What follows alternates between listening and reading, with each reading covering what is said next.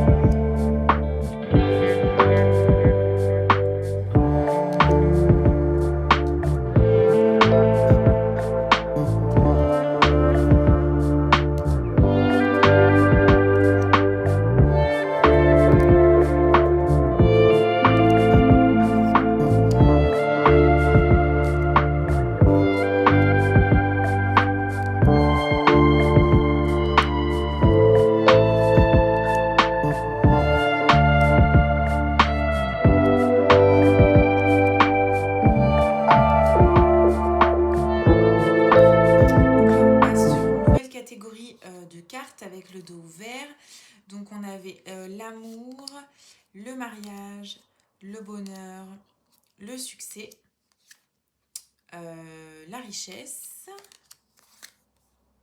la carrière. Et donc là, effectivement, on passe sur les périodes de l'année avec le dos ici violet, donc avec les différents mois de l'année.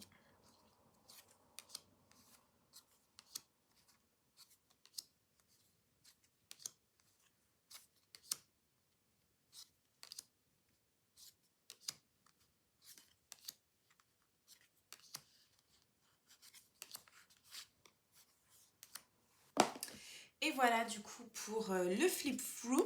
Donc en fait, ce jeu, il est vraiment destiné à faire de la divination. C'est vraiment un jeu divinatoire, c'est pas un jeu qui concerne le développement personnel. Et donc en fait, Ray Hepburn, c'est quelqu'un qui... je vous ai bougé. Et donc je disais, Ray Hepburn, c'est quelqu'un qui lit dans les feuilles de thé depuis des années. Et donc en fait, elle a décidé de créer ce jeu basé sur la lecture des feuilles de thé afin de pouvoir en faire un jeu divinatoire. Donc il y a voilà, différents types de tirages en fait à l'intérieur du guidebook que l'on peut expérimenter. Donc globalement, il y a un tirage pour l'année à venir, un tirage pour la semaine à venir, ou bien un tirage de la maison pyramidale astrale, quelque chose comme ça. Donc je ne me suis pas encore penchée sur la question. Mais en fait, vous pouvez voir que voilà, elle a déjà construit quelque chose pour nous expliquer un petit peu. Donc là, ça a l'air d'être quand même assez complexe avec beaucoup de cartes que l'on tire. Donc après, il faut voir comment les cartes se combinent entre elles ou se répondent entre elles, puisque voilà, pour chacune d'entre elles, ensuite, on a ici des explications complémentaires. Donc c'est vrai que je ne me suis pas encore penchée sur le jeu. Je me suis dit, vu qu'il y a 200 cartes, je veux tout laisser par ordre alphabétique pour la présentation de la vidéo. Et ensuite, en fait, je commencerai à tirer les cartes avec, parce que je me suis dit, s'il faut que je m'amuse à remettre les 200 cartes par ordre alphabétique pour retourner une vidéo ensuite, ça va être un petit peu compliqué. Donc il faudra que je me penche un petit peu sur la question.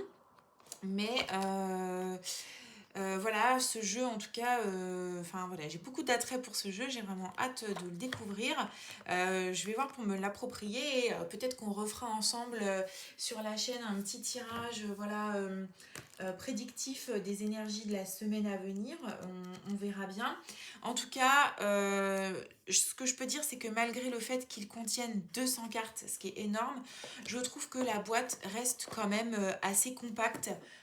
Et de taille raisonnable. Je sais pas si j'ai quelque chose qui traîne ici, si j'ai éventuellement une boîte d'oracle, par exemple des éditions Contredire, qui est plutôt une boîte traditionnelle, vous voyez, c'est pas forcément beaucoup plus grand. Enfin voilà, on a pire comme grande boîte de tarot ou d'oracle.